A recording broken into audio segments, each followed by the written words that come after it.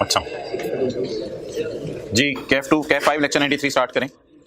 अच्छा भाई, ये पेज 61 पे जरा आ जाएं। पहले ये डिस्कशन कितने लोगों ने अटेंड किया है? हाथ खड़ा करें। क्वेश्चन 19 की कर ली। अच्छा, एक बार जरा सवाल को नजर मारें। For the purpose of this question assume that today is यकम फरवरी 11, यानी हमारी फाइनेंशियल स्टेटमेंट हमारे हाथ में होंगी ना। यकम फरवरी 21 हमारी फाइनेंशियल स्टेटमेंट हमारे हाथ में होंगी, अभी तो नहीं रिलीज हुई होंगी। तो you are finance manager of Tibet limited, you are finalising the financial statements of 2020। बता दें जी 31 दिसंबर 20 की फाइनेंशियल स्टेटमेंट यकम फरवरी को हमारे हाथ में होंगी या निकल के यूजर्स के पास चली गई होंगी? हमारे हाथ में होंगी, डायरेक्टर ने ऑथोराइज नहीं की होंगी। The chief executive has sent you the following email, discuss how above matters would affect the net profit for the year ended 31 दिसंबर 2020। ये एडजस्टमेंट्स क्या प्रॉफिट को अफेक्ट करेंगी या नहीं करेंगी? अच्छा जी, अब यार ये ना एक इवेंट है बड़ा इंपॉर्टेंट। 25 जनवरी 21 को गवर्नमेंट ने इनैक्ट किया amendment in income tax law to reduce the rate of income tax for companies by 10% for 3 years including 2020। ये जरा एक कॉन्सेप्ट बड़ा इंपॉर्टेंट है, ये और से सुन लें। टैक्स रेट अगर हमारे साल बाद बदले, बड़ा इंपॉर्टेंट कॉन्सेप्ट है, बाल की तरह। टैक्स रेट अगर हमारे साल बाद बदले तो क्या हमारे साल आके उसका एडजस्टमेंट करें या हमारे साल एडजस्टमेंट ना करें? IAS 10 के बेसिक नॉलेज की बुनियाद पे बताइएगा, जो अपने दिल में आ रहा हो वो ना बताइएगा।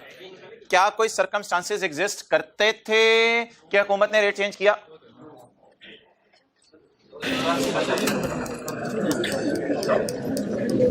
जी, क्या कोई सर्कमस्टांसेस एग्जिस्ट करते थे या साल के बाद ही हुकूमत ने डिसीजन लिया? तो it relates to circumstances that arose. तो क्या हम इसको अपनी फाइनेंशियल स्टेटमेंट में एडजस्ट करें या ना करें? अगर एडजस्ट नहीं करना तो हमारे साल एंट्री, अगर हमारे साल एंट्री नहीं होनी तो हमारे साल का प्रॉफिट पे इफेक्ट नहीं पड़ेगा। ये सवाल की रिक्वायरमेंट थी। अच्छा, इसमें ना ये भाई पूछ रहे थे एक सवाल पॉइंट 4। यार ये एक थोड़ा सा ना अच्छा एक पॉइंट आया था, उसमें ये लिखा हुआ था कि दिसंबर 20 में गवर्नमेंट ने अनाउंस, बहरहाल आप डिस्कशन अटेंड कीजिएगा, government has announce compensation for entities which have not terminated any employees इन 2020। तो कहते हैं कोरोना की वजह से जिन एम्प्लॉयज को आपने जो है वो नहीं निकाला, हम आपसे बड़े खुश हैं। और 2020 के अंदर हुकूमत ने अनाउंस कर दिया कि हम ऐसे लोगों से खुश हैं। अंडर द स्कीम, हमारे साल से पहले अनाउंस हो गया, under the scheme these entities would be reimbursed 25% of salary expense for 2020। हुकूमत खुश हो के उन्हें 25% एम्प्लॉयज की सैलरी वापस करेगी, हुकूमत अपनी तरफ से वापस करेगी। TL would initiate the process of obtaining the reimbursement after audit। हम हुकूमत के पास ऑडिट के बाद जाएंगे and the reimbursement might take few months, और फिर हुकूमत की प्रोसीजरल फॉर्मेलिटीज पूरी होके कई महीनों बाद हमें इंशाल्लाह पैसे मिल जाएंगे। अब भाईजान जहन में बिल्कुल ये आता है एडजस्टिंग इवेंट है, क्योंकि साल से पहले हुकूमत इसको अनाउंस कर चुकी है भाई। लेकिन ये जब आपने गवर्नमेंट के पास जाना होता है ना, तो ये एक नॉर्मल इवेंट नहीं है, ये एक एबनॉर्मल इवेंट है जिसमें हुकूमत ने ऐलान किया है सारी कंपनीज को कि आप हमारे पास आ जाएं तो हम आपको पैसे क्या कर देंगे, रीइंबर्स कर देंगे। मुझे ये बताएं, अगर मैं इस रिसीवेबल को बुक कर लूं हुकूमत से, तो क्या हुकूमत को भी पता है कि ये पेएबल है हमें? जब तक मैं चला ना जाऊं, जब तक मैं चला ना जाऊं तब तक हुकूमत को भी पता है मुझे ये पैसे देने हैं। बोले बोले बोले, सोचे। पाकिस्तान में आपको पता है लाखों कंपनीज हैं, उन लाखों में से एक कंपनी हमारी है तिब्बत। क्या तिब्बत वाले लेने चले गए या लेने जाएंगे?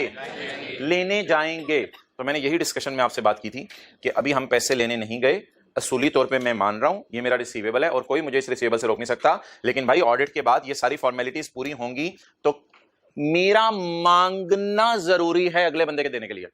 जब तक मैं मांगूंगा ही नहीं तो अगले बंदे ने पे ही नहीं करना।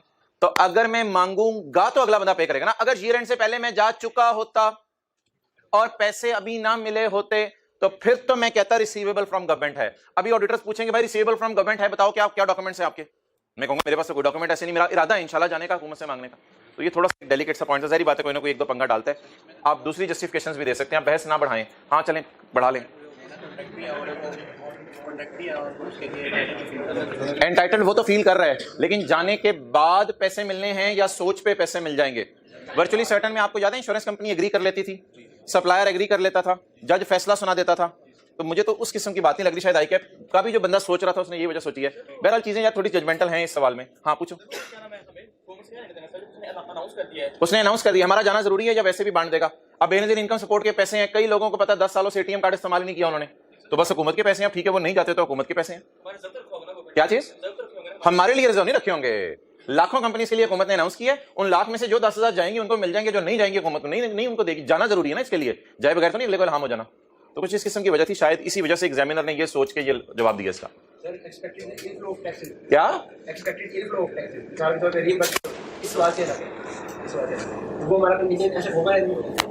इसमें क्लास की बात कर लो, बात फिर लंबी हो जाएगी थोड़ी सी। ओके, अब जी स्टार्ट करें, आप वापस आ जाएं IFRS 9 की तरफ। बहरहाल आपको पता है हर कोई अटेम्प्ट में एक दो एडजस्टमेंट पंगे वाली आती है। वापस आ जाएं IFRS 9 में। तो you are supposed to take 50% marks. Page number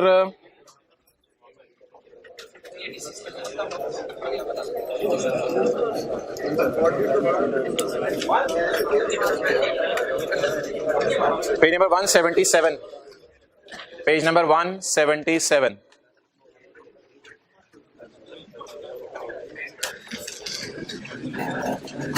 भाई कल फेस वैल्यू क्या थी? 50,000। पेज 177 के एंड पे हूं मैं। कल परचेज प्राइस क्या थी? यार इतना तो ना करें, याद होगा यार, 51,000। कल रिडेम्पशन वैल्यू क्या थी? 48,500। पेज 177। यार फेस वैल्यू के नाम याद करें। फेस वैल्यू, अच्छा कल हमने इससे एग्री किया था कि किसी इलाके में ऐसा भी हो सकता है कि परचेज प्राइस 50,000 की लिखी हो लेकिन हम 51 की चीज खरीद लें। वैसे तो डिस्काउंट पे चीजें मिलती हैं लेकिन प्रीमियम पे भी चीज खरीद सकते हैं हम। तो ये कल आपसे बात हुई थी। अच्छा, फेस वैल्यू के नाम बताएं और क्या है? Par value, principal, it is the value appearing on the face of the instrument. Purchase price, instrument can be purchased at face value, फिर 50 पे बाय करते हैं। Instrument can be purchased at premium, जैसे कि 51। Instrument can be purchased at discount, लेकिन discount पे तो नहीं हमने बाय किया था। हमने तो कल वाले सवाल में किस पे बाय किया था? प्रीमियम पे बाय किया था। मोबाइल लगाने की फिक्र है, कॉन्सेप्ट मिस हो रहा है, उसकी खैर है। रिडेम्पशन वैल्यू, रिडेम्पशन वैल्यू, उधार दिया कितना था? 51। उधार वापस कितना लेना था? 50 सोचा था लेने का, लेकिन उसने दिया कितना? Instrument can B redeemed eight 50,000, can be redeemed above 50,000, can be redeemed below 50,000। Clear? तो ये तीन टर्मिनोलॉजीज हमने पढ़ी थी, फेस वैल्यू, परचेज प्राइस और रिडेम्पशन वैल्यू। एक और चीज कल क्या पढ़ी थी? इफेक्टिव इंटरेस्ट रेट, वो जो 9 पॉइंट पता नहीं कुछ अजीब सा निकाला था। The interest rate at exactly discounts the estimated future cash flows. छोड़े, डेफिनेशन नहीं है हमारे को। एक्चुअल इंटरेस्ट रेट या कूपन रेट, ये होता है कैलकुलेटेड ऑन फेस वैल्यू। जितना आउटस्टैंडिंग बैलेंस है, आउटस्टैंडिंग बैलेंस के मुराद है जितना 50,000 पे आपने उधार है, तो ये हमेशा फेस वैल्यू के ऊपर लगता है। ओके, अच्छा भाई अब ना आपने ऐसे करना है कि आपने पेज 181 पे नहीं आना, आपने पेज 181 पे नहीं आना। आगे देख रहे हैं,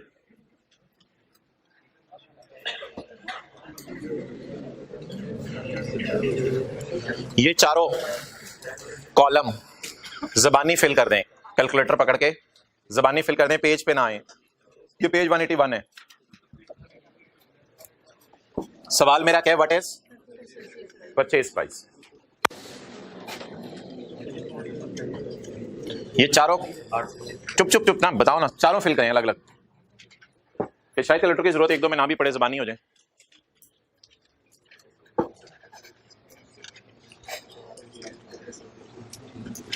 चारों पॉइंट्स अगर हो गए हैं तो हाथ खड़ा कर दें। चलें जी, पहले से पढ़ना शुरू करते हैं। We purchase debentures for its fair value of 800। It had a face value of, इसके फेस पे कितना लिखा हुआ था? 1000, लेकिन हमने बाजार से कितने के खरीदे? 800 के खरीदे। We purchase at 800। बता दें परचेज कितने पे किए, तो बता दें व्हाट इज परचेज प्राइस। और आपको पता है परचेज प्राइस से अमोर्टाइजेशन शेड्यूल शुरू होता है, परचेज प्राइस जमा ट्रांजैक्शन कॉस्ट से। A debt instrument having face value of 1000 is purchased at a discount of 20%। मरी वाला सिनेरियो हुआ, यानी 1000 वाली चीज महंगी मिली या बल्कि सस्ती बिकी। पिशावर वाला सिनेरियो हुआ, 1000 minus 20% of 1000 is equal to 800। A debt instrument having face value of 1000 is purchased at a discount of 200।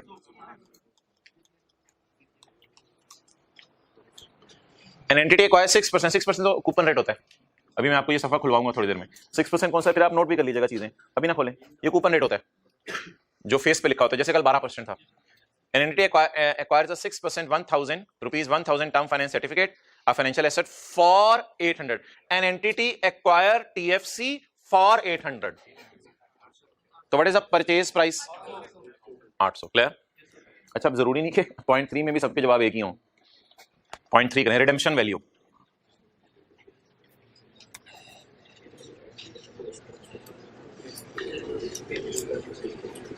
कभी डिस्काउंट परसेंटेज में गिवन होता है, कभी डिस्काउंट अमाउंट में गिवन होता है, कभी प्रीमियम परसेंटेज में गिवन होता है, कभी। जी, चारों पढ़ लिए? क्या जवाब है चारों का? 800 नहीं। We redeemed that instrument at it had a face value of, तो what is redemption value? 1300। एक होती है परचेज प्राइस, एक होती है रिडेम्पशन वैल्यू। परचेज प्राइस होता है उधार दिया कितना, और रिडेम्पशन वैल्यू होता है उधार वापस कितना लिया। That instrument having face value of 1000 is redeemed at a premium of, अच्छा एक बार याद रखिएगा यार, जिंदगी में हमेशा प्रीमियम ऐड करना होता है, डिस्काउंट माइनस करना होता है। चाहे परचेज का टाइम हो, चाहे रिडेम्पशन का टाइम हो, चाहे परचेज का टाइम हो, चाहे रिडेम्पशन का टाइम हो, डिस्काउंट हमेशा और प्रीमियम हमेशा ऐड करना है। तो 1000 जमा 30% of, it comes to a debt instrument having face value of 1000 is redeemed at, ये प्रीमियम दिया हुआ है, प्रीमियम 1000 जमा, an entity redeemed 1000 रुपए term finance certificate for 1300। Entity redeemed 1000 रुपए वाले टर्म सर्टिफिकेट फॉर, तो बताएं आए कितने पैसे फिर रिडेम्पशन के वक्त? उधार दिया कितना था? जितना भी दिया था, वापस कितना मिला? 1300। डन। तो इसको एग्जाम टिप्स कह सकते हैं या जो मर्जी कह सकते हैं, डिस्काउंट और प्रीमियम की रिवीजन आप नाम दे सकते हैं। तो पेज 181 पे आके अगर कुछ नोट करना है तो ठीक है, नहीं वरना कोई मसला नहीं। पेज 181,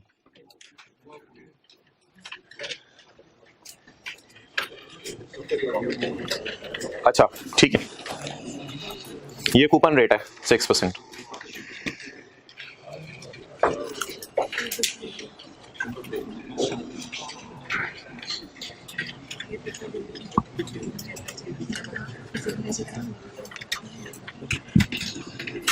ओके, अब 2-4 मिनट लगाएं। एक सवाल कल जो मैंने कहा था करते हैं, लेकिन नहीं किया था, कर लेते हैं। Question 13, page number 385।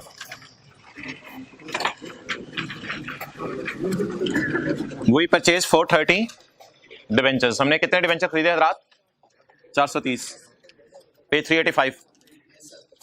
यार सर्दियां जरा टाइम पे आ जाया करें, मैं कुछ लोगों को देख रहा हूं भी वार्म अप ही हो रहे हैं, टाइम पे आके वार्म अप हो जाया करें। We purchase 430 debentures on 1 January 2012। Following further information is available. क्या परचेज किए हैं? डिवेंचर परचेज किए हैं या शेयर परचेज किए हैं? अगर शेयर परचेज करें तो डिविडेंड मिलेगा, और डिवेंचर परचेज करें तो इंटरेस्ट मिलेगा। फेस वैल्यू इज 100 पर डिवेंचर।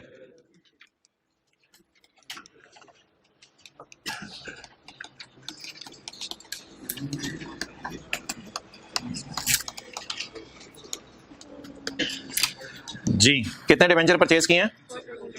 430। हर डिवेंचर के मुंह पे क्या लिखा हुआ है? तो what is face value? 300,000। It is purchase at a premium of 30% premium पे खरीदे हैं। निकालें जी परचेज प्राइस।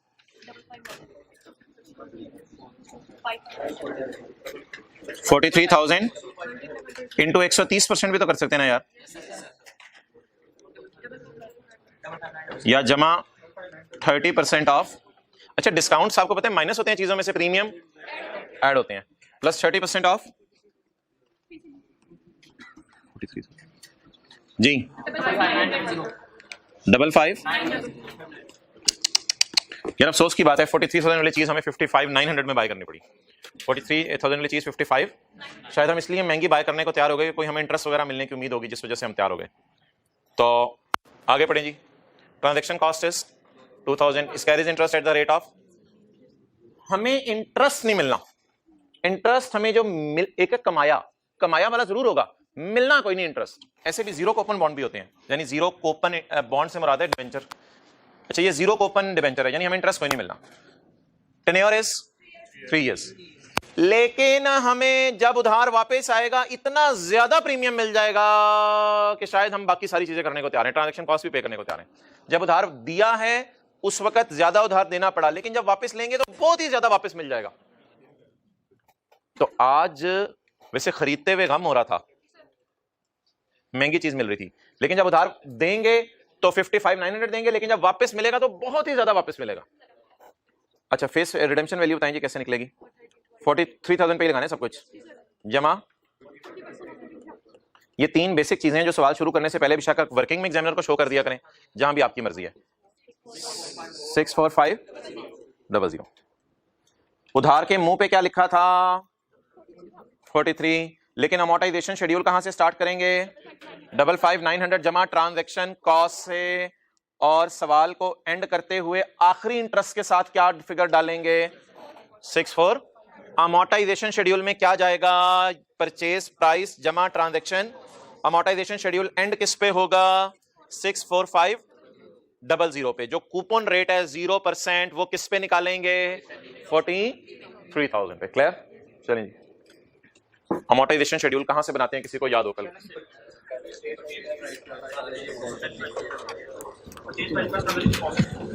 डेट,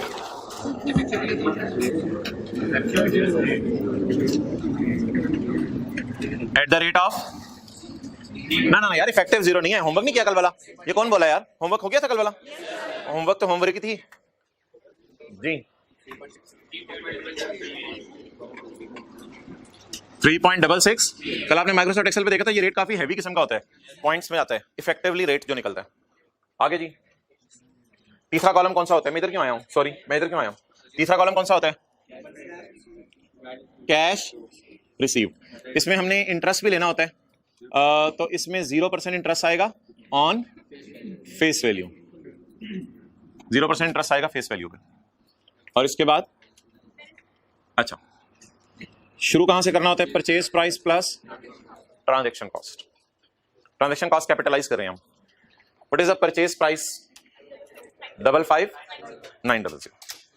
अच्छा यार भाई, इसमें ना इधर देखें, थोड़ा सा बातें समझें भी। वैसे तो ये बात जो मैं करने लगा हूं करे बगैर भी इंशाल्लाह सवाल तो हो जाएगा आपसे, और पेपर में कोई मसला भी नहीं आना, लेकिन ऐसी बात कर रहा हूं आपसे, ये बंदा क्यों 0% इंटरेस्ट ले रहा है? इंटरेस्ट इसको किसी साल के एंड पे 1 रुपया इंटरेस्ट नहीं मिलेगा। इसकी टेन्योर कितने साल है? इसकी टेन्योर 3 साल है। इसको 3 साल तक 1 रुपया इंटरेस्ट नहीं मिलेगा, लेकिन फिर भी ये बंदा उधार देने को तैयार हो गया, क्योंकि उधार दे 55 का रहा है, वापस 64 मिल रहा है।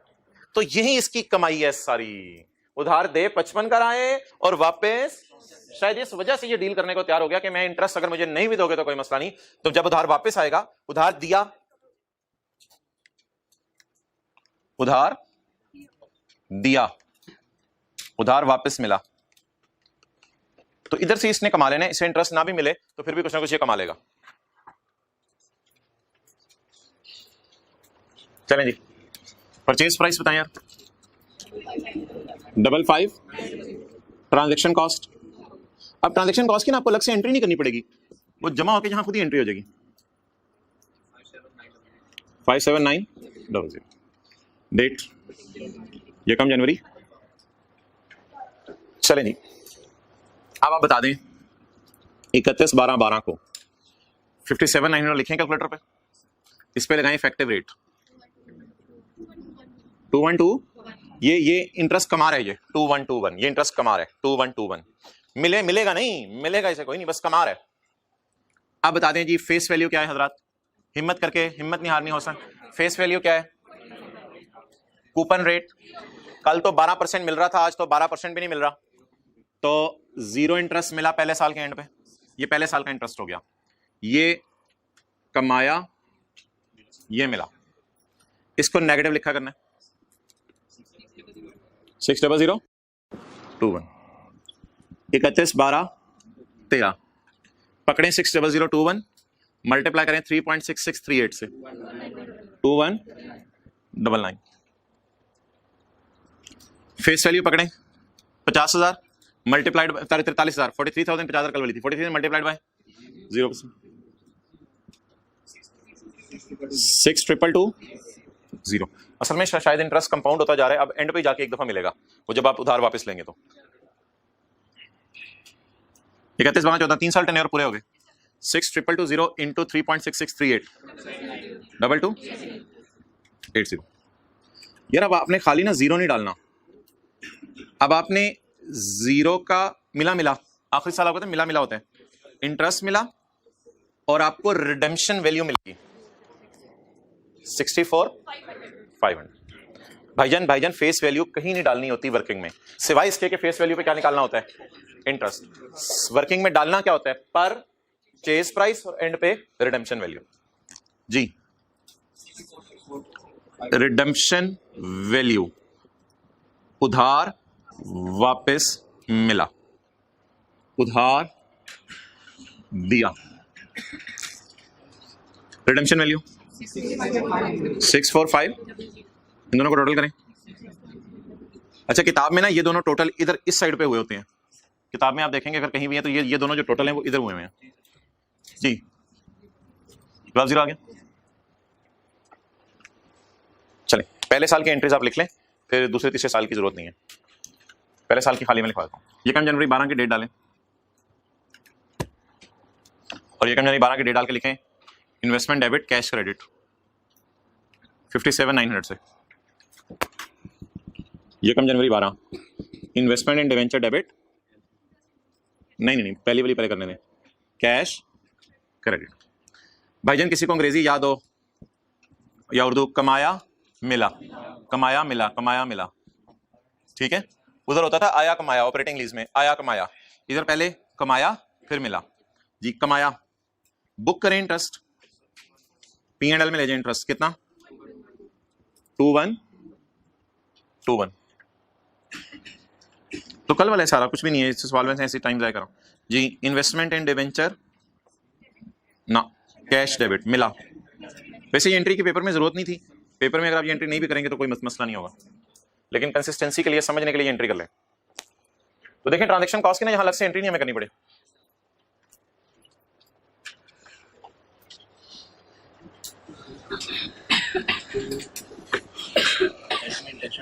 जी, वो मैंने भी समझाना है।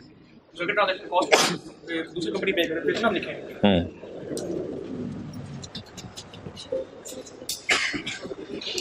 चलो जी, ले आओ। अच्छा यार, ये लफ्ज कल से आ रहा है बार बार, ये मैं अभी समझाऊंगा। Prepare accounting entry, intention is to hold investment till maturity, ये कल से लफ्ज आ रहा है, इसको मैंने अभी नहीं समझाना, इसको आज इंशाल्लाह आधे पौने घंटे बाद समझेंगे। ये होमवर्क में भी कुछ ऐसा लिखा हुआ था नहीं। अच्छा यार, ये ना एक बात सुन लें, इसको कहते हैं, इस मॉडल का नाम है अमोर्टाइज्ड कॉस्ट। क्या कहते हैं? अमोर्टाइजेशन से इसका कोई ताल्लुक नहीं है, बस इस मेथड का क्या नाम है बोले, अमोर्टाइज्ड कॉस्ट। यानी आप कॉस्ट को पकड़ते हैं, उसको फिर अमोर्टाइज करते जाते हैं। आप ये ना समझे को डेप्रिशिएट होती है, बस एक नाम है मेथड का, अमोर्टाइज्ड कॉस्ट। ओके, बस हिम्मत करके रोजाना आ जाएगा, नहीं ये बहुत बड़ा आसान होगा आपका अपने ऊपर।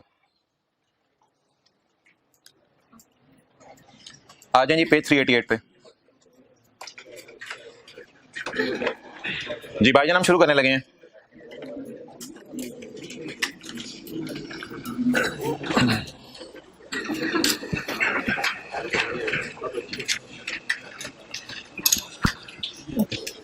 अच्छा वैसे ही आपसे पूछ रहा हूं, जरा क्वेश्चन 13 में आए।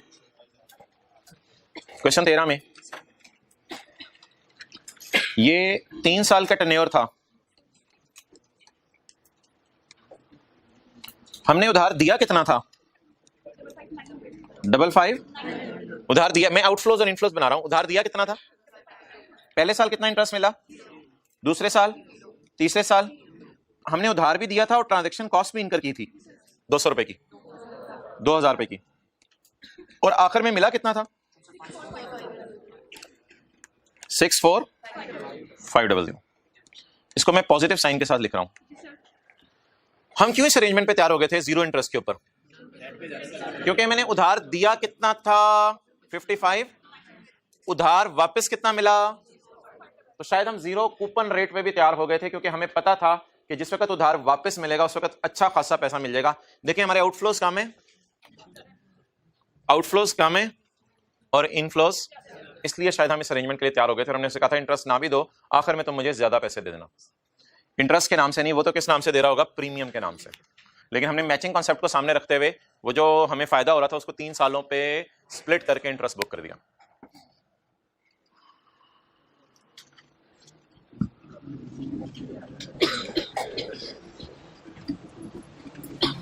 अच्छा भाई, थोड़ी देर के लिए ना आपने तकरीबन 20 मिनट तक इसको नहीं देखना,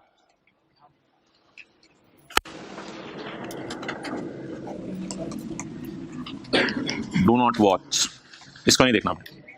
ऑन यकम जनवरी 2001 8% डेट इंस्ट्रूमेंट्स, 8% कौन सा रेट होगा, कूपन या effective?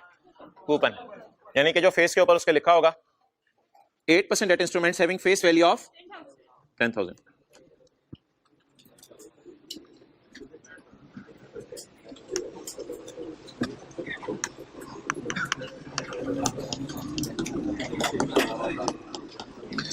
was purchased at a premium of 5%, थोड़ा सा इस तो अच्छा,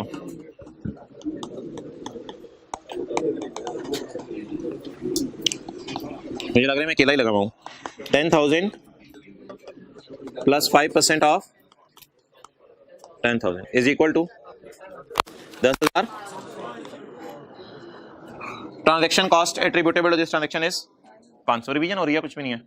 date instrument will be redeemed at 9500, ये तो दे दिया उसने, एज दे दिया, विल बी रिडीम्ड एट 9500, और मेरे ख्याल से डिस्काउंट है 500 का इधर, क्योंकि 10,000 तो मुंह वैल्यू है ना, मुंह की वैल्यू, तो यहाँ 500 का डिस्काउंट है।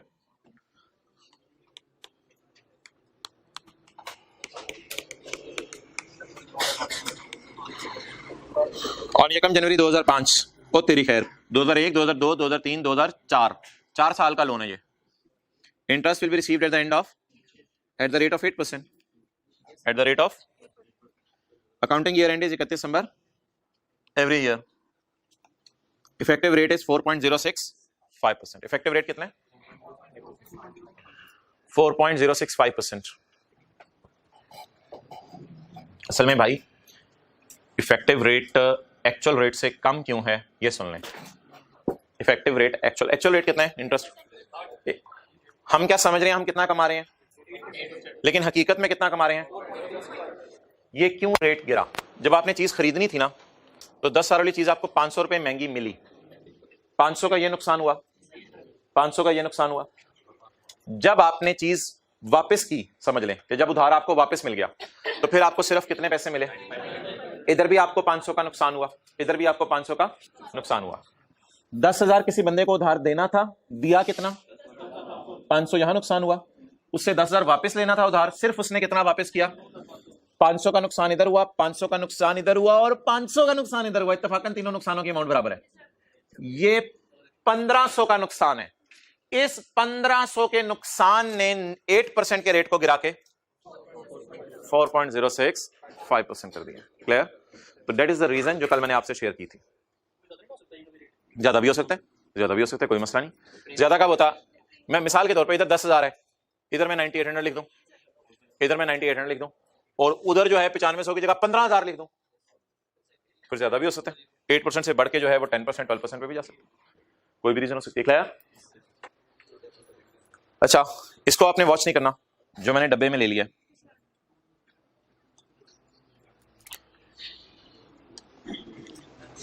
Prepare accounting entries using the following accounting models for the year and 2001 and 2।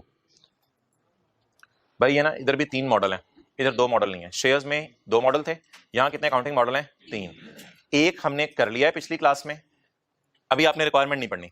एक हमने कर लिया पिछली क्लास में, 2 हम आज करेंगे, लेकिन एक वही वाला है इधर पहले वाला जो हमने पिछली क्लास में किया था, तो इसलिए रिक्वायरमेंट अभी मत पढ़ें। अभी आप मुझे नॉर्मल तरीके से सवाल सॉल्व करवा दें। हम कोशिश करेंगे व्हाइट बोर्ड पे तीनों के तीनों जो है वो आ जाए आपके सामने।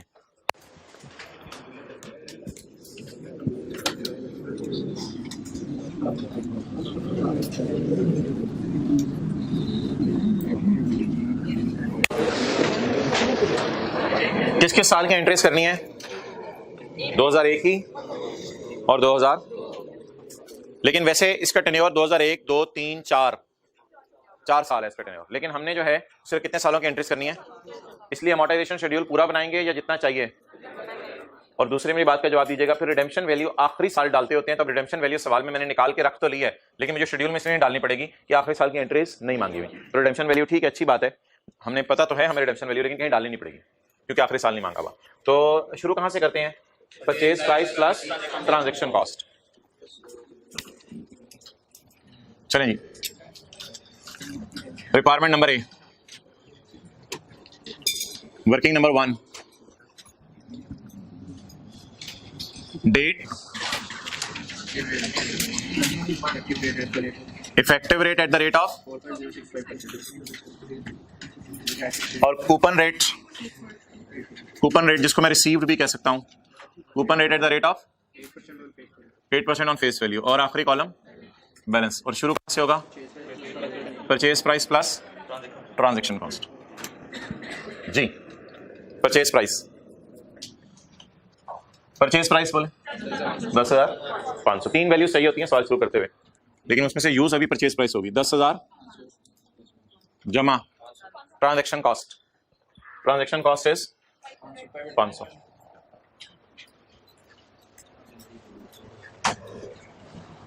हिम्मत करके आपने मंडे को टर्म टेस्ट देने हैं और उसमें जो है वो सारा होगा जो अभी तक हमने पढ़ा है। और भाई बैठ के दे दीजिएगा, तो मसला ना कीजिएगा, इंशाल्लाह आधा आपसे हो जाएगा, आपकी जैसी भी तैयारी हो आधा इंशाल्लाह आपसे हो जाएगा। 11,000।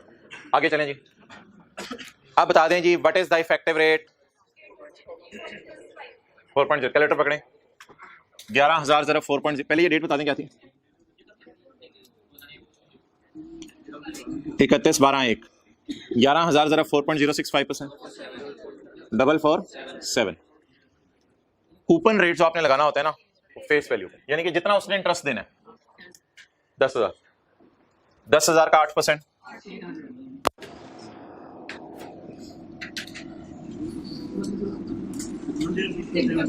10647। आप लोग गाड़ी चलाए ना तो पूरे दिन में पिंडी पहुंचेंगे। 10647। अच्छा जी 31/12/2002। 10647 इंटू 4.06 4 30। कूपन रेट प्रिंसिपल पे लगेगा, प्रिंसिपल वैल्यू और फेस वैल्यू एक ही चीज है। कितना? 10280। सवाल को आगे चलाने की जरूरत इसलिए नहीं है कि बस टेन्योर तो लोन का 4 साल का है, लेकिन 2 साल की एंट्रीज मांगी। वर्किंग मुकम्मल हुई 1 जनवरी 1। इन्वेस्टमेंट इन डिवेंचर्स डेबिट कैश। अच्छा अब आपने कुछ भी नहीं करना, सवाल की तरह नहीं देखना, आप सिर्फ इस 11,000 इसमें ट्रांजैक्शन कॉस्ट की एंट्री खुद ही हो जाएगी।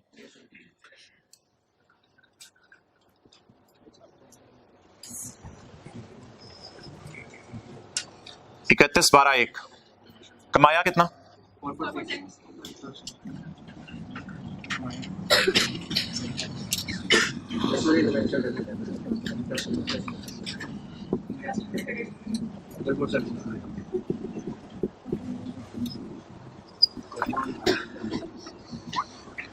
Cash debit interest receivable credit नहीं, कैश डेबिट इन्वेस्टमेंट क्रेडिट।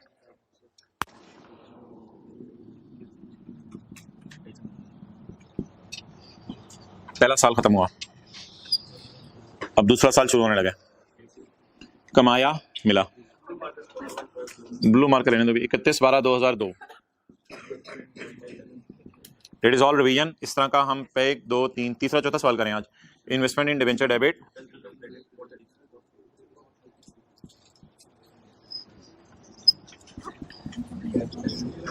बहुत करीब से मैं फिगर्स को देख रहा हूं, नजर फिगर्स को नहीं लगेगी तो टेंशन ना ले।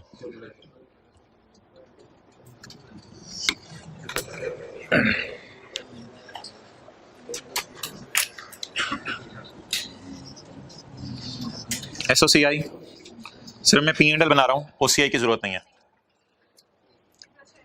2001 2002। 1-2 मिनट के लिए सब्र कर लें बस। इंटरेस्ट इनकम पहले साल की, इधर से देखें बस 440, और दूसरे साल की देख लें, देख 2 मिनट सब्र कर जाए ना, इधर इधर देख लें 2 मिनट। इंटरेस्ट इनकम पहले साल की, दूसरे साल की।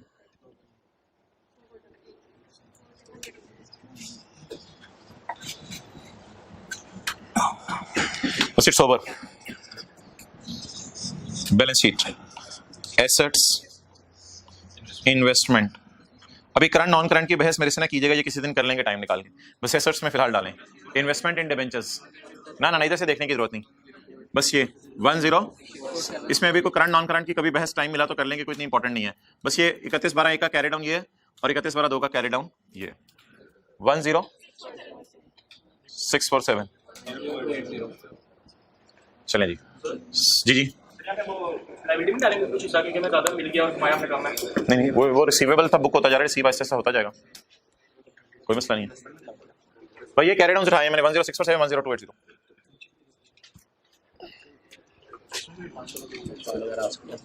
आ सकते एक है किताब में डला हुआ है।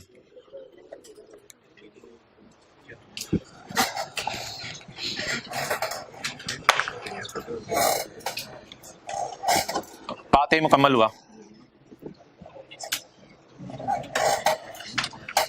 पार्ट ए की रिक्वायरमेंट मैं थोड़ी देर में पढ़ूंगा। पार्ट ए की हेडिंग दे दें अपने रजिस्टर के ऊपर, अमोर्टाइज्ड कॉस्ट। ऊपर ऊपर सबसे ऊपर जहां से ये आपने शुरू किया था सॉल्व करना, अमोर्टाइज्ड कॉस्ट मॉडल है ये।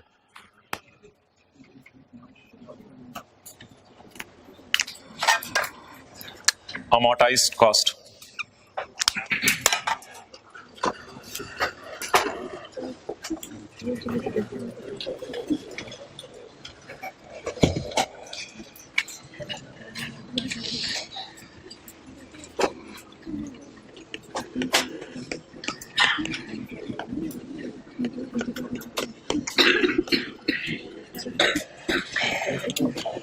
ले भाई तो कैमरा।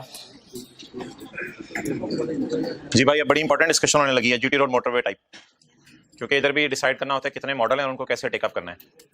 अगले 4-5 मिनट आपकी बहुत ज्यादा टेंशन चाहिए होगी। यू बॉट 3 हाउस, पहले मैं डिवेंचर्स की बात नहीं करूंगा। यू बॉट 3 हाउसेस,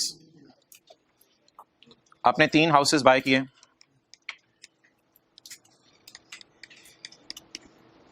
एक आपका घर है गुलबर्ग में, एक आपका घर है गुलबर्ग में।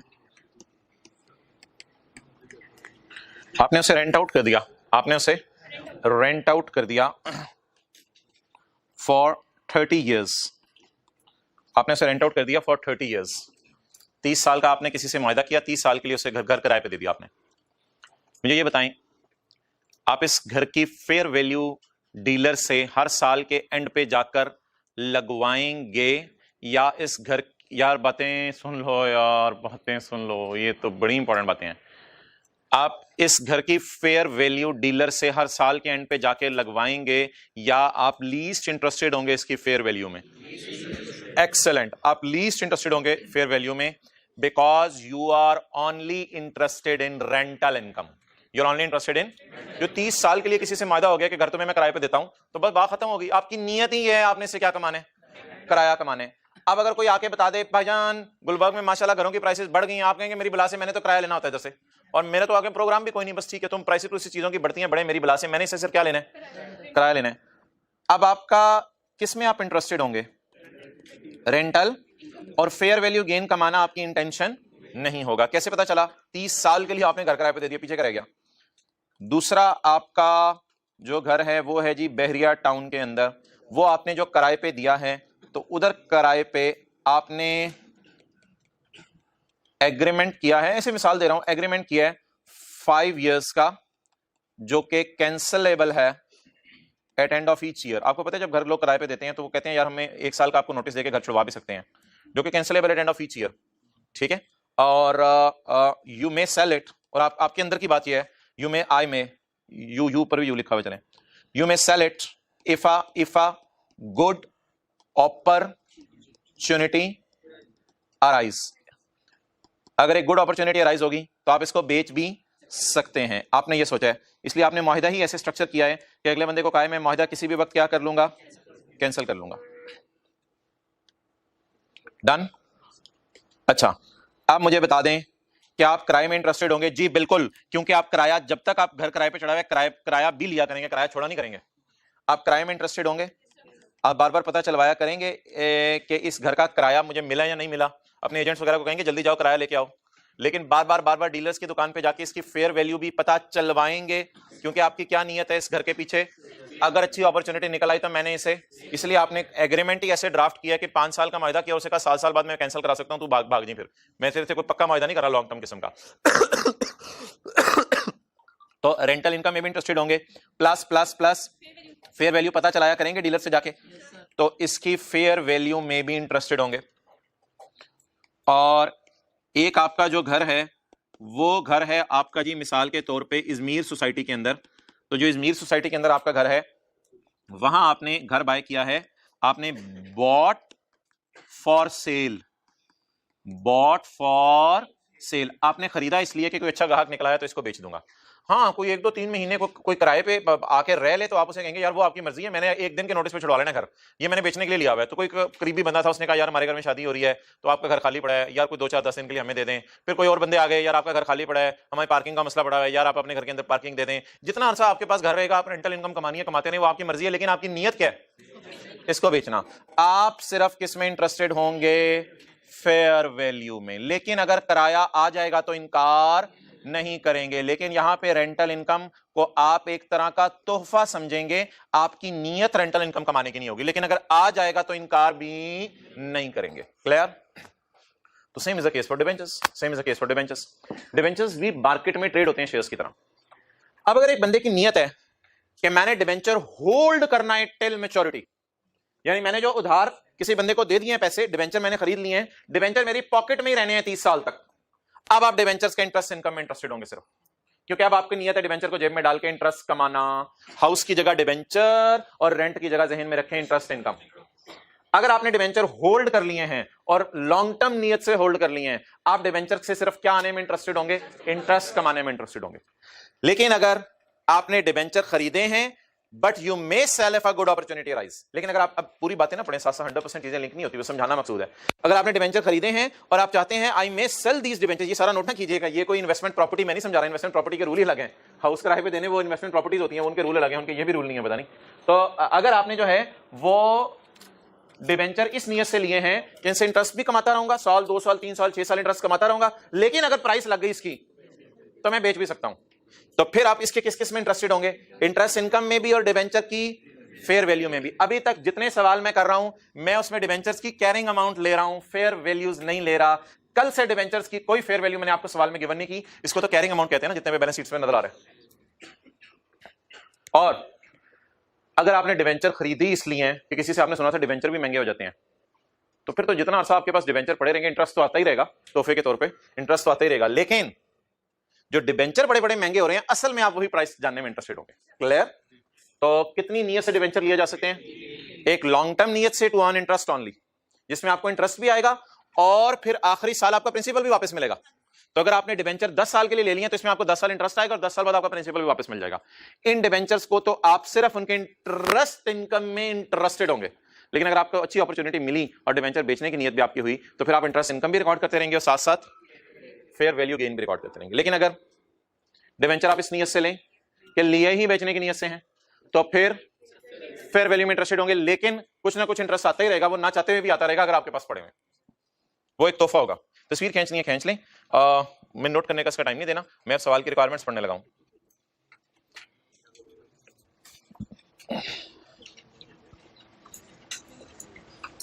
ग्रुप बनाया हुआ 3-4 बच्चों ने मिलकर अपना, ठीक है, उसमें फेंक दें।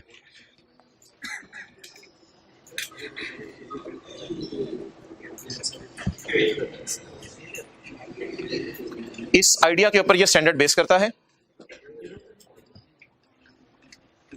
इसलिए मैंने ना पहली रिक्वायरमेंट सॉल्व करते हुए आपको कह दिया था फेयर वैल्यू सवाल में गिवन है, वो इग्नोर कर दें। ये देखिए मैंने आपको क्या कहा था, डू नॉट वॉच, ये फेयर वैल्यूज गिवन है। अब जरा सवाल तीनों रिक्वायरमेंट्स पढ़ें आज। ये लाइन मैं काट रहा हूं, ये इंशाल्लाह अगली क्लास के अंदर आपको बता दूंगा इसका मतलब क्या। ये लाइन मैं काट रहा हूं, investment in debt instrument is held till, मैंने इनको कब तक रखना है? टू गेट कॉन्ट्रेक्चुअल, भाई कॉन्ट्रेक्चुअल कैश फ्लोज दो होती हैं, एक आपको इंटरेस्ट मिलना होता है, एक आपको रिडेम्पशन वैल्यू मिलनी होती है आखिर में, इसे कहते हैं कॉन्ट्रेक्चुअल कैश फ्लोज। जरा अंडरस्टैंड कीजिएगा कॉन्ट्रेक्चुअल कैश फ्लोज क्या होती हैं, जो कॉन्ट्रैक्ट में लिखी हो। कॉन्ट्रैक्ट में फेयर वैल्यू नहीं लिखी होती, फेयर वैल्यू किसी को नहीं पता होती। कॉन्ट्रेक्चुअल कैश फ्लोज क्या होती हैं? मैं जरा आपको पहले कॉन्ट्रेक्चुअल कैश फ्लोज बता दूं क्या होती हैं। कल वाला सवाल याद आ रहा है? 51,000 और 6,000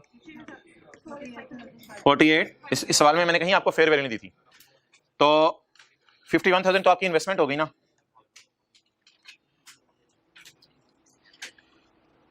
इनको कहते हैं कॉन्ट्रेक्चुअल कैश फ्लोस। इनको क्या कहते हैं?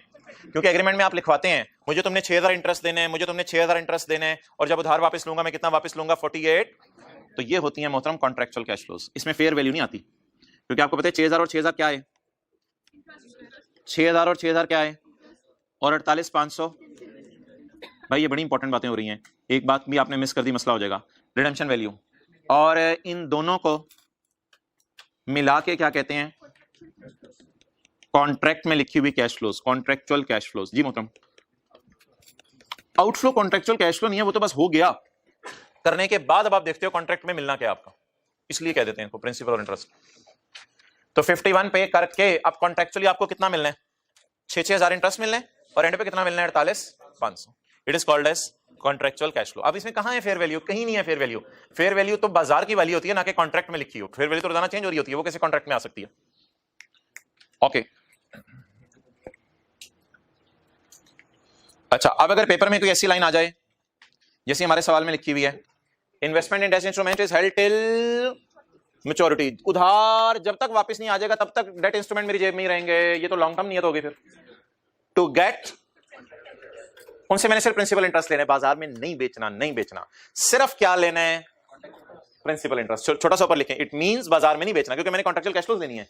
इट मींस बाजार में नहीं बेचने की नियत, मेरी बाजार में बेचने की भी नियत नहीं है। पहले सिनेरियो पे हूं मैं, अभी सिर्फ पहले सिनेरियो पे हूं। इट मींस बाजार में नहीं बेचना, बल्कि क्या कमाने, सिर्फ कॉन्ट्रैक्ट वाली कैश फ्लोज कमानी है बस। अच्छा, एक और पॉसिबिलिटी क्या हो सकती है, investment in debt instruments is held to collect principal and interest, and principal भी लूंगा इंटरेस्ट भी लूंगा, and to sell it if अगर अपॉर्चुनिटी आ गई बीच में बेच दूंगा, वरना एंड पे तो 48,500 मिलना ही मिलना है, एंड पे तो 48,500 कॉन्ट्रेक्चुअल मिलना ही मिलना है, वो भी ले लूंगा। लेकिन अगर वो ना लेना हुआ, एंड एक और चीज भी ले सकता हूं, वो क्या, तो वो जो घर हमने बहरिया टाउन में किराए पे दिया हुआ था, उसमें मैंने ये सोचा था किराया भी लेते रहेंगे, और अगर प्राइस अच्छी निकल आई तो बेच भी देंगे। और इधर तो आपने इंटरेस्ट कमाना ही नहीं है, इधर आप किसमें इंटरेस्टेड है, सिर्फ खरीद के आपने डेट इंस्ट्रूमेंट बेचने। तो बता दें कितनी नियत हो सकती हैं, 3। नंबर 1 इंटरेस्ट और रिडेम्पशन वैल्यू लेने की नियत है बस, इसको कहेंगे अमोर्टाइज्ड कॉस्ट मॉडल। इसे क्या कहेंगे, इधर भाईजान 3 मॉडल हैं, अमोर्टाइज्ड कॉस्ट, ये जो होगा ना इसको भी फेयर वैल्यू मॉडल कहेंगे, इसको भी फेयर वैल्यू मॉडल कहेंगे। क्यों क्यों क्यों, हाँ इस घर की भी फेयर वैल्यू में मैं इंटरेस्टेड हूं, इस घर की भी फेयर वैल्यू में मैं इंटरेस्टेड हूं। तो जब मैं अपने मुंह से बोल रहा हूं कि मैंने डिबेंचर हेल्ड करने हैं टिल मैच्योरिटी तक, नहीं हेल्ड करने हैं कॉन्ट्रेक्चुअल कैश फ्लो लेने के लिए, मैच्योरिटी से पहले भी बेच सकता हूं अगर अच्छी अपॉर्चुनिटी निकल आई, तो फिर मैं किसमें इंटरेस्टेड हूंगा, हाँ मुझे पता है रेंटल में भी होगा, लेकिन बेसिकली किसमें इंटरेस्टेड होगा, फेयर वैल्यू में। और अगर डिबेंचर मैंने रखे ही किस लिए हैं, मैंने खरीदे हैं कि मैंने इंटरेस्ट उसको नहीं कमाना, इनको बेच दूंगा, लेकिन जितना साथ बेचूंगा नहीं तब तक तो इंटरेस्ट आता रहेगा ना। अच्छा, स्टैंडर्ड ये कहता है यार इसका गेन ना ओसीआई में ले जाओ और इसका गेन P&L में ले जाओ। तो ये जो सेकंड कैटेगरी वाली है, इनका गेन हम ओसीआई में डाला करेंगे, क्योंकि बेचने की नियत है, पता नहीं कब बेचें क्या बेचें, इसलिए इन गेन को अनरियलाइज रखेंगे और इसके गेन को क्या करेंगे, रियलाइज कर देंगे। डन हो गया। तो अब 3 मॉडल हो गए, कितने जी, 3। कौन कौन से, amortised cost. Amortised cost model में क्या इग्नोर करनी है, फेयर वैल्यू। फिर सवाल सॉल्व करते इग्नोर करनी है अगर गिवन भी कर दे, क्योंकि हमारी नियत फेयर वैल्यू कमाना ही नहीं है। टिल मैच्योरिटी हमने उधार बस वापस ही लेना है, बाजार में नहीं बेचना। उधार भी बाजार में बिकते हैं, डिबेंचर भी बाजार में बिकते हैं, जैसे शेयर बिकते हैं। और दूसरी नियत थी हमारी, अच्छी प्राइस निकल आई तो बेच देंगे, तो फेयर वैल्यू बार बार पता चला रहे होंगे जाके। और तीसरी है नियत ही क्या है, बेचने को। चलें जी भाईजान, अब जब रिक्वायरमेंट बी और सी सॉल्व होने लगी है ना, तो अब मैं इसको मिटा रहा हूं। अब तो ये दूसरा और तीसरा वाला मेरा घर है ना, एक घर में मैंने ये मार्जिन रखा हुआ है, प्राइस अच्छी निकल आई तो बेच दूंगा, और दूसरा घर जो था, और तीसरा घर रखा ही इसलिए हुआ है कि बेचना है। अब मैं किसमें इंटरेस्टेड हूंगा, बी और सी सॉल्व करते हुए, लेकिन इंटरेस्ट भी निकलवाइएगा, लेकिन इंटरेस्ट भी निकलवाइएगा, क्योंकि जब तक बेचूंगा नहीं तब तक इंटरेस्ट तो मुझे मिलता रहेगा। चलें जी, अब कौन सा मॉडल में सॉल्व करने लगा हूं, डी। मैं सी इधर सॉल्व करूंगा, इधर मैंने जगह छोड़ दी है, वो आसान सा है। बी में इधर सॉल्व करने लगा।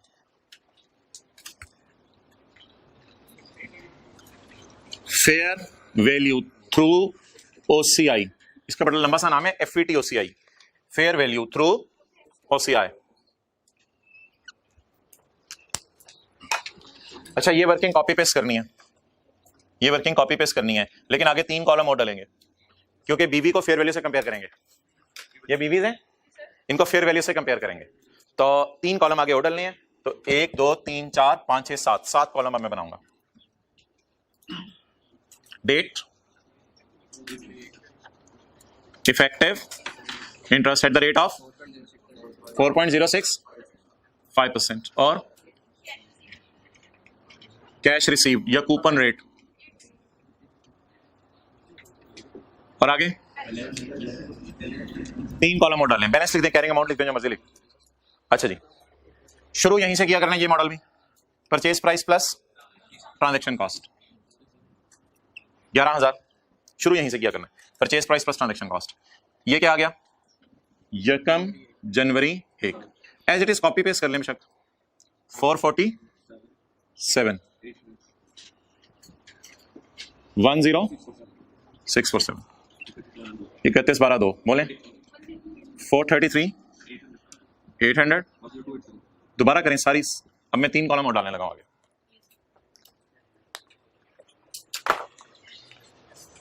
जी, ये कैरिंग अमाउंट किस दिन की है? इसको कौन सी फेयर वैल्यू से कंपेयर करूं? 11,200 से। ये कैरिंग वैल्यू किस दिन की है? इसको किससे कंपेयर करूं? लेकिन एक हिंट, पेपर में टाइम सेव करने के लिए और मार्क्स गेन करने के लिए आपने ये वाली एंट्रीज पहले एक दफा कर देनी है। ये वाली एंट्रीज एज इट इज आपने कर देनी है। फिर फेयर वैल्यू की एंट्री की मैं दोनों सालों में जगह छोड़ दूंगा। तो अब मैं 2 सालों की एंट्रीज करने लगा हूं, 2 सालों की एंट्रीज करने लगा हूं।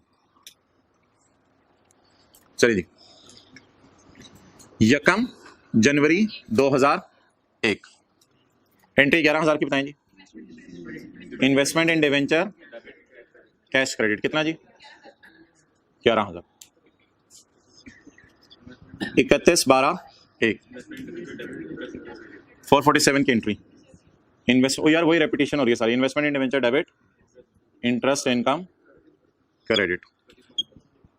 31/12/1 कमा लिया, अब आ भी गया cash debit investment in debenture कितने से?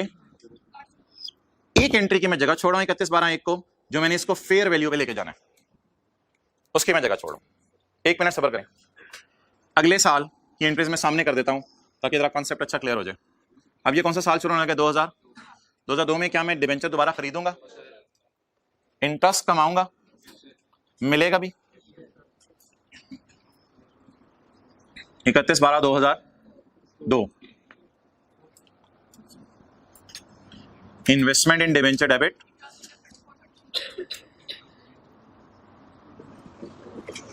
433 और इसकी एंट्री बताएं 800 की।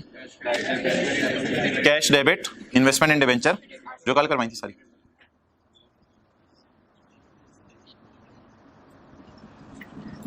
जी कितनी?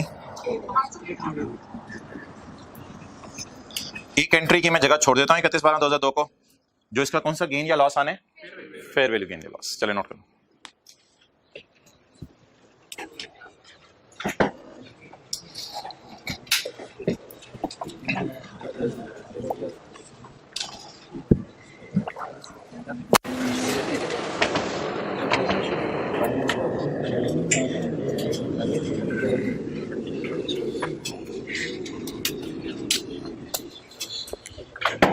जी,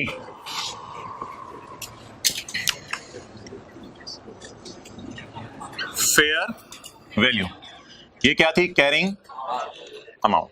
साल के शुरू की फेयर वैल्यू नहीं दी होगी, बस 31/12/1 की फेयर वैल्यू आपको दी होगी। 31/12/1 की fair value 11,200।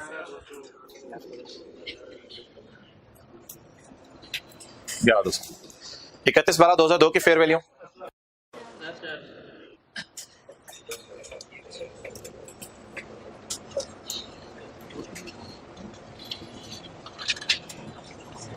Gain slash loss as on. यार ये ना अब थोड़ी सी टेंशन चाहिए आपकी। ये जो मैं फिगर निकालने लगा हूं ना, इससे मैंने एंट्री नहीं करनी। ये जो गेन लॉस होने ना, ये एज ऑन टाइप होने, फर्दर ये टाइप नहीं होना। ये गेन लॉस एज ऑन होने। जरा सारे अटेंटिव रहिएगा। क्या ये 10647 सारी एडजस्टमेंट्स करके एज ऑन बैलेंस है? और क्या ये वाली दो एडजस्टमेंट करके ये भी एज ऑन बैलेंस है, ये भी एज ऑन फेयर वैल्यू है, ये भी एज ऑन फेयर वैल्यू है। तो एज ऑन कैरिंग अमाउंट को एज ऑन फेयर वैल्यू से कंपेयर करूंगा तो एज ऑन गेन या लॉस आएगा, एज ऑन कैरिंग अमाउंट को एज ऑन फेयर वैल्यू से कंपेयर करूंगा तो as on type gain loss आएगा। ठीक है जी, तो ये गेन लॉस आया करना है एज ऑन। अब पता देख लेते हैं गेन आ रहा है या लॉस आ रहा है। 10 वाली चीज 11 पे चली गई, क्या आ रहा है? कैलकुलेटर अब होने चाहिए आपके हाथों में। 5 भाईजान इसके साथ लिखा करना है आपने कि ये क्या है। प्लस माइनस के चक्कर में नहीं पढ़ना पेपर में, वो जरा कंफ्यूजिंग हो जाएगा। आपने कैलकुलेटर से लिख दिया, आपने अंग्रेजी में लिखा करना है साथ, प्लस माइनस के चक्कर में ना पढ़िएगा, कंफ्यूजिंग हो जाएगा। अच्छा जी, ये क्या आ गया? गेन। 10 वाली चीज 11 पे चली गई, 10.2 वाली चीज 10.4 पे चली गई। एक लॉस कहां से आ गया शहजादे? 10.2 की चीज 10.4 पे चली गई। 120 का डन।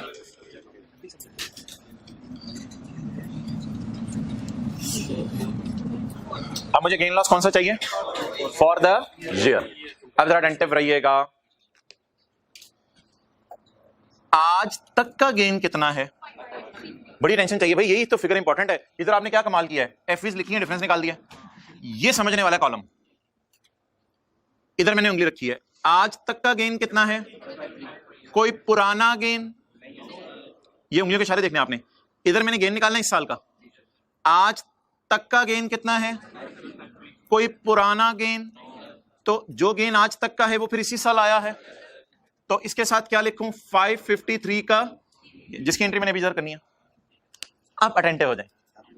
आज तक का गेन कितना है? 100। आज तक का गेन कितना है? 100। इससे कंपेयर नहीं करना, इससे। आज तक का गेन कितना है?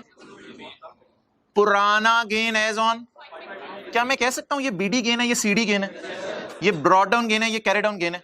अच्छा, अब गेन कम हो रहा है तो इसका नाम क्या रखूं? और वैसे भी देखें फेयर वैल्यू गिर गई है बेचारी, फेयर वैल्यू तो गिर गई है चीज की। तो gain B D, gain carry down, gain broad down, gain carry down.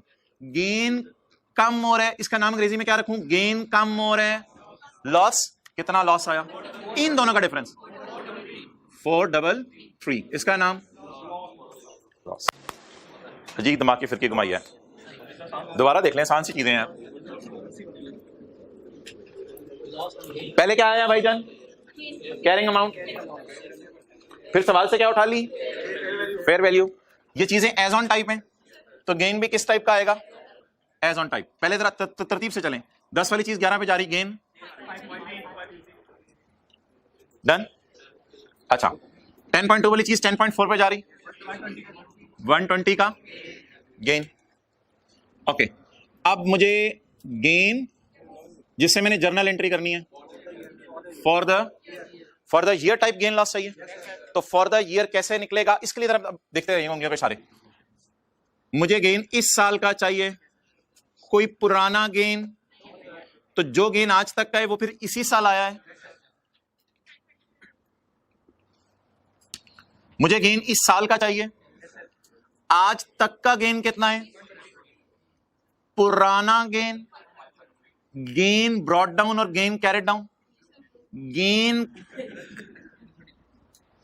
कम हो गया, गेन, तो गेन अगर कम हो जाए तो ये गम की बात है। 433 का लॉस। ये बात आपको समझ आ गई है या नहीं? इसके लिए मैं अपनी तरफ से एक साल और डाल देता हूं, अपनी तरफ से, सवाल के बगैर। सवाल के बगैर एक साल, एक मैं इधर और डाल देता हूं।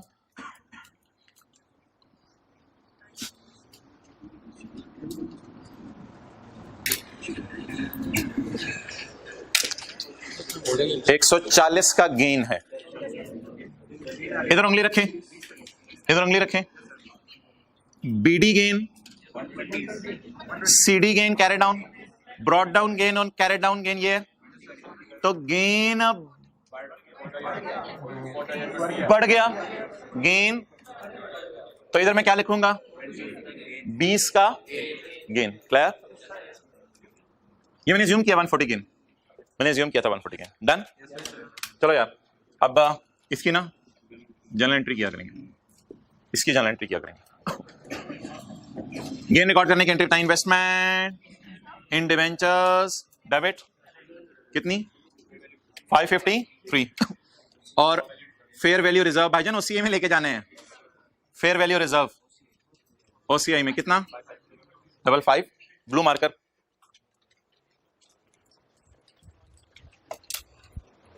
ब्लू मार्कर हाँ जी बैलेंस बता दें फेयर वैल्यू रिजर्व का। बोले बोले बैलेंस एज ऑन 553 क्रेडिट।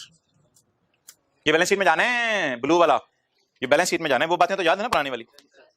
चलो जी अगली एंट्री बोले लॉस आ रहा है। लॉस आ रहा है तो लॉस आने से इन्वेस्टमेंट्स क्या हो जाएंगी, बढ़ जाएंगी, कम हो जाएंगी। आसान सी एंट्री, उल्टा दें इस एंट्री लॉस की entry. Fair value reserve in OCI debit for the year कितना लॉस है। फेयर वैल्यू रिजर्व डेबिट और इन्वेस्टमेंट इन डिवेंचर क्योंकि नुकसान हो गया, इन्वेस्टमेंट्स कम हो गई 433।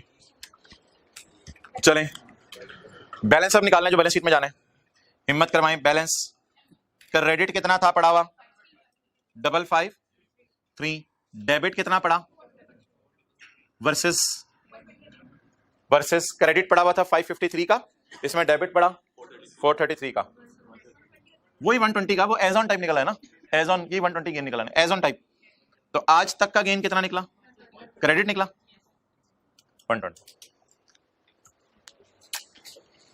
अब जरा देखिएगा उंगलियों के इशारे, ये 3 कॉलम नहीं डले, ये 3 कॉलम नहीं डले और ये एंट्रीज हैं, ये पहले साल ये अगले साल, बाकी सारा तो वही है।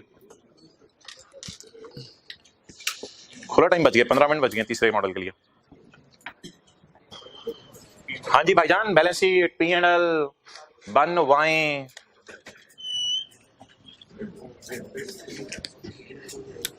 एसओ इसमें P&L में क्या जाएगा, लेकिन ये घर तो दरमियान वाला है, हम फेयर वैल्यू में भी इंटरेस्टेड होंगे। ये घर तो दरमियान वाले, हम फेयर वैल्यू में भी इंटरेस्टेड होंगे। और फेयर वैल्यू का गेन किससे, रूट आने ओसीआई से। फेयर वैल्यू का गेन भी आ सकता है और लॉस भी आ सकता है 2002 2001। अब देखते हैं ऊपर एक minute.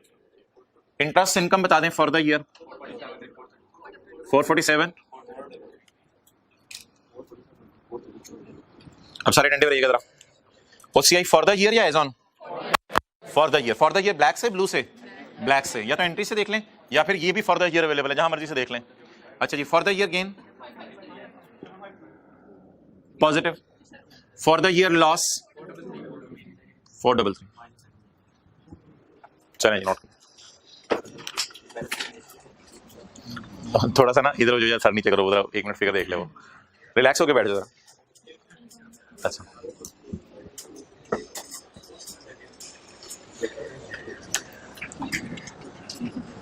Statement of financial position जी, बोले बोले बोले बोले। एसेट्स में इन्वेस्टमेंट इन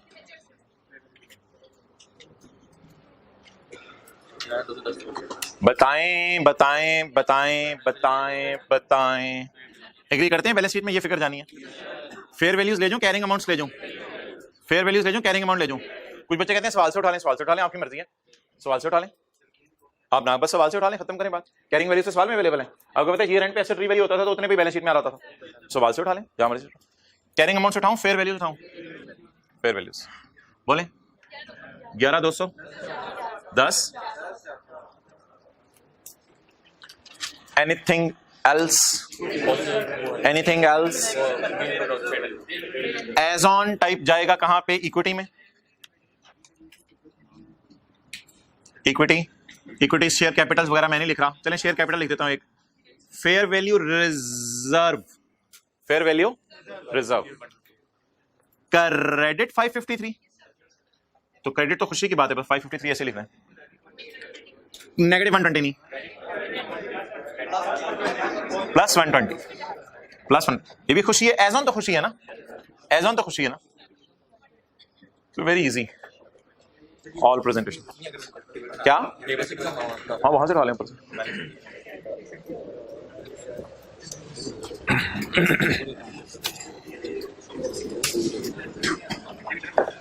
हजरत ऐसे भी देख लें, एज ऑन हजरत वाला एज ऑन बैलेंस शीट में चला गया और फॉर द ईयर ओसीआई में, P&L में नहीं, एसओसीआई के अंदर ओसीआई में चला गया। डन। और यही कहां किस में बातें हुई थी? शेयर्स में, यही शेयर्स में बातें। डन। अब जी हमारी क्या नियत है?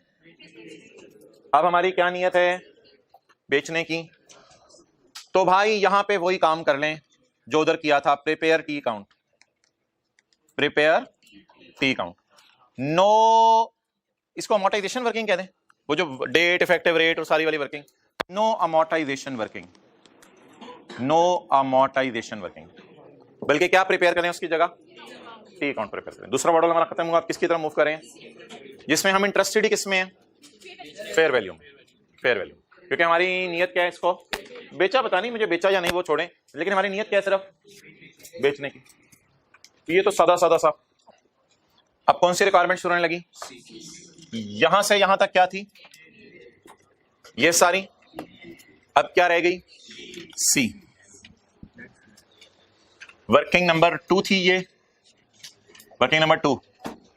अब वर्किंग नंबर, पहले वर्किंग कर लेते हैं।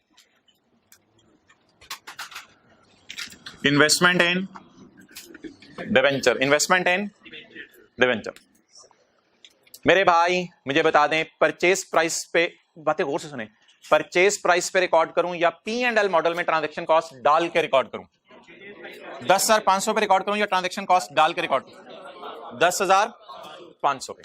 10,500 यकम जनवरी 2001। परचेज प्राइस बोले, छोटा सा ब्रैकेट में लिख लीजिएगा परचेज प्राइस, फेस वैल्यू नहीं, परचेज प्राइस लिख लीजिएगा, पेपर में ये चीजें परेशान करती हैं। परचेज प्राइस कितना हो गई? 10,500। शेयर्स में याद है बस ईयर एंड की फेयर वैल्यू देख लेते थे, कोई अमोर्टाइज इंटरेस्ट में तो हम इंटरेस्टेड ही नहीं, आ गया तो और बात है, तो इसलिए बस फेयर वैल्यू से पता चला है। पहले साल के एंड पे फेयर वैल्यू, दूसरे साल के एंड पे 10,400। खरीदा कितने का था? पहले साल के एंड पे बल्ले ही बल्ले, पहले साल के एंड पे बल्ले ही बल्ले, और दूसरे साल के एंड पे कल्ले ही कल्ले। तो 31/12/1 को बता दें फेयर वैल्यू 11,200। बताएं जी 10,500 वाली चीज कितने पे चली गई? बल्ले ही बल्ले, P&L में डाल दें। फेयर वैल्यू गेन कहां डाल दें? कितना?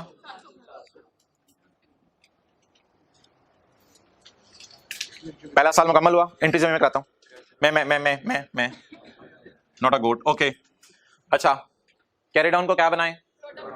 Brought down. ये तो बड़ा मजे का मॉडल है, इसको एंजॉय करें। यकम जनी 2 BD 11,200 और CD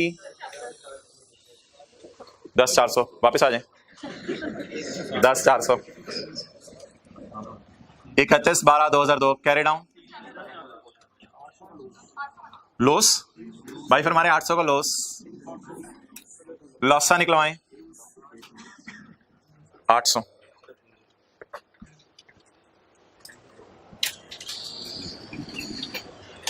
एंट्रीज भी करनी है खुले दिल से और तंग दिल से, नीचे बैलेंस शीट और P&L भी बनाना है, तो एंट्रीज करवाते हैं भाई। 2001 की और 2002 की। यकम जनवरी 2000 इन्वेस्टमेंट इन डिबेंचर और कैश 10। ओ भाइयों, इधर तो 11,000 कैश पे कर रहे थे, इधर 11,000 कैश पे कर रहे थे, अब इधर 10,500 कैश में डाल दिया, तो कैश तो पे हुआ है ट्रांजैक्शन कॉस्ट का, उसे कहां डालें? इन्वेस्टमेंट के टी अकाउंट में डालें या एक्सपेंसेस में डालें? एक्सपेंसेस में। यकम जनवरी 2001 बोलें एक्सपेंस डेबिट कैश क्रेडिट, ये 500 की ट्रांजैक्शन कॉस्ट आ गई। डन। साल के आखिर में इंटरेस्ट मिलेगा, उसे इनकम में डाल दीजिएगा, तोहफा एक तरह का एक तरह का तोहफा है, आपकी नीयत इंटरेस्ट कमाना नहीं है, लेकिन मिलेगा जरूर। अब आपने डिवेंचर रखें या ना रखें, इंटरेस्ट यानी रखेंगे ही तो। डिवेंचर आपके पास पड़े होंगे, नीयत बेचने की है, बेचे नहीं अभी, नीयत बेचने की है, बस अच्छी प्राइस लगने की दे रहे हैं, नीयत हमारी बेचने की है, लेकिन अभी नहीं बेच रहे हम, तो इंटरेस्ट आ गया खड़े खड़े। तो इंटरेस्ट आ गया तो यहां कूपन रेट पे इंटरेस्ट इनकम में जाएगा, क्योंकि यहां तो इफेक्टिव इंटरेस्ट हम निकाल ही नहीं रहे, हमारी नीयत ही नहीं इनको रखने की थी, वो तो रखी जा रहे हैं बेचारे, बिक ही नहीं रहे पता नहीं। तो इधर इंटरेस्ट P&L में इफेक्टिव रेट वाला नहीं जाएगा, इधर इंटरेस्ट P&L में कौन सा जाएगा? कूपन, क्योंकि अमोर्टाइजेशन शेड्यूल तो मैंने कहा था बनाना ही नहीं। Prepare T account, no amortisation working, और इस मॉडल में इंटरेस्ट P&L में जाएगा एट बोले कूपन रेट। अभी आपको पता है ऑब्वियसली इन द एंड मैं कोई डब्बा दिखाऊंगा जिसमें तीनों की ट्रीटमेंट्स लिखी होंगी, तो ये नहीं होगा कि वो इतनी चीजें होगी जो कौन सी चीज कहां डालनी है, उस तरह डब्बा उधर भी देखा था ना हमने। तो अभी इन द एंड को डब्बा देख लेंगे जहां सारी बातें लिखी होंगी। चलें जी। अच्छा वैसे बता दें इफेक्टिव रेट में क्यों नहीं इंटरेस्टेड मैं, क्योंकि मैंने तो लिया है इसको किस लिए, बेचने के लिए। तो इंटरेस्ट तो रिकॉर्ड करें ना, मिलेगा साल के आखिर में 31/12/2001 कैश डेबिट। हाँ ये ऐसा इंटरेस्ट है जो सीधा कैश में चला जाता है, इसको आपको इन्वेस्टमेंट इन डिवेंचर भी डेबिट करने की जरूरत नहीं, ये बस तोहफतन ऐसे ही मिल गया, इसको सीधा कैश में डाल दे, बारों बार आया कमाया इकट्ठा कर दे, आया कमाया इकट्ठा कर दे, अलग अलग करने की जरूरत नहीं, एंट्रीज डन। तो ये वाहिद ऐसा इंटरेस्ट है जो इन्वेस्टमेंट इन डिवेंचर में नहीं डालना, बस सीधा इंटरेस्ट मिला इनकम में डालें, जो इंट्रो की क्लास में एंट्री पड़ी थी। अच्छा जी कितना है, 10,000 पे कितना हो गया 800, 10,000 पे 8%, 800। अच्छा भाईजान अब इसे 700 रुपए की एंट्री बता दें, इन्वेस्टमेंट इन डिवेंचर और P&L क्रेडिट, वही जो शेयर्स में एंट्रीज की थी, investment in debenture debit, P&L credit या फेयर वैल्यू गेन क्रेडिट, कितना जाके याद कीजिएगा, रिवाइज कीजिएगा, ये वही सारी एंट्रीज हैं शेयर्स वाली। देखें इधर कैसे शेयर खरीदे थे, शेयर पे ट्रांजैक्शन कॉस्ट दी थी, शेयर पे डिविडेंड मिला था, cash debit dividend income credit, और साल के एंड में महंगे हो गए थे। 100% शेयर्स वाली एंट्रीज है। डिविडेंड की जगह सिर्फ क्या मिल रहा है, अगले साल खरीदेंगे, डिवेंचर खरीदेंगे, कुछ मुंह हिलाएं बैठे नहीं, अगले साल ट्रांजैक्शन कॉस्ट देंगे, अगले साल इंटरेस्ट मिलेगा, अगले साल महंगे या सस्ते होंगे। तो 31/12/2 को क्या एंट्री करेंगे, कैश डेबिट 800 कूपन रेट में मिलेगा, डन। और बोलें 31/12/2002 P&L या डेबिट या fair value loss debit, P&L debit, investment credit, कितने से 800 से। भाईजान ये नजर आ रहा है हाथ यहां पे, यहां तक नजर आ रहा है, ये भी नजर आ रहा है, इन दोनों के सर तो नहीं नजर आ रहे, बाल तो नहीं उतरवाने की जरूरत, इनका थोड़ा सा सर नजर आ रहा है, इनको थोड़ा सा इधर करें, इनको इधर करें, डन।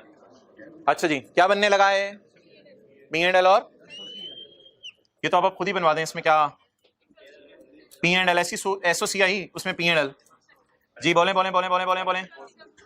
ट्रांजैक्शन कॉस्ट, देखते ना ऊपर ट्रांजैक्शन कॉस्ट का एक्सपेंस आएगा, और इंटरेस्ट इनकम पॉजिटिव साइन के साथ आएगी, फेयर वैल्यू गेन आएगा या लॉस आएगा, 2000 ट्रांजैक्शन कॉस्ट 2001 में 500 नेगेटिव साथ लिखनी है आपकी मर्जी, इंटरेस्ट इनकम 800 और 800, पहले साल गेन, दूसरे साल लॉस, SOFP में इन्वेस्टमेंट्स नजर आएंगी 2002 11,200,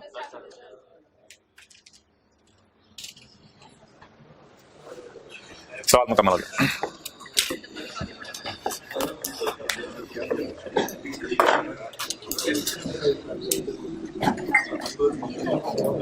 नोट कर लिया, कर लेंगे।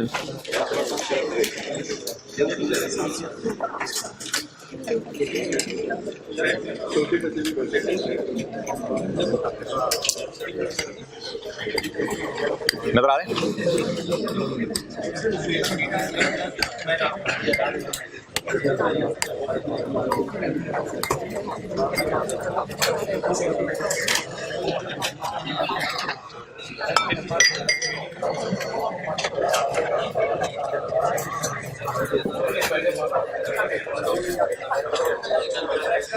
यार मुझे ये बताएं आप कि अगली क्लास में इस जैसा एक सवाल हो जाना चाहिए,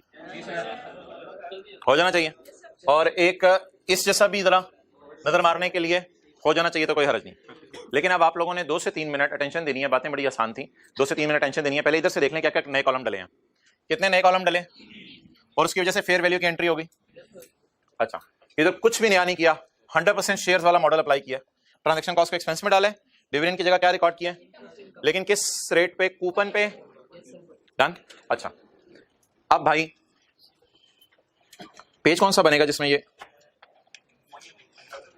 पेज नंबर कौन सा बनेगा किताब का, ये ना तो पता ही होता है आपको। पेज 178, पेज नहीं 178, पेज 3, पेज 177, पेज 177। ओके, देखते रहिएगा। अमोर्टाइज कॉस्ट पहला था, एफवीटीओसीआई और P&L वाला। अटेंशन, 2 मिनट तक किसी ने व्हाइट बोर्ड से नजर नहीं हटानी। Purchase price plus working one, purchase price plus purchase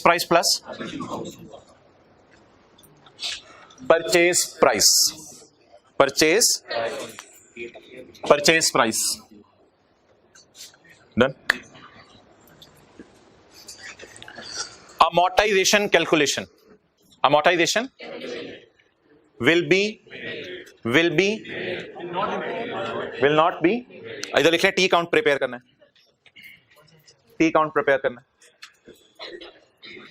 page, ओहो यार पेज तो 177। मैंने क्या क्या चीज आपको पढ़ा दी, इनिशियल और amortization, will be made और will, बोले will be made, भाई बहुत अटेंशन से रहे, will be made, will not be made। लेकिन यहां मेरे ख्याल से will be made में 3 कॉलम एक्स्ट्रा डाले थे, 3 कॉलम एक्स्ट्रा डाले थे, याद आ रहे, फेयर वैल्यूज के लिए। पहले वालों की ट्रांजैक्शन कॉस्ट, दूसरे वालों की, और तीसरे वालों की एक्सपेंस आउट।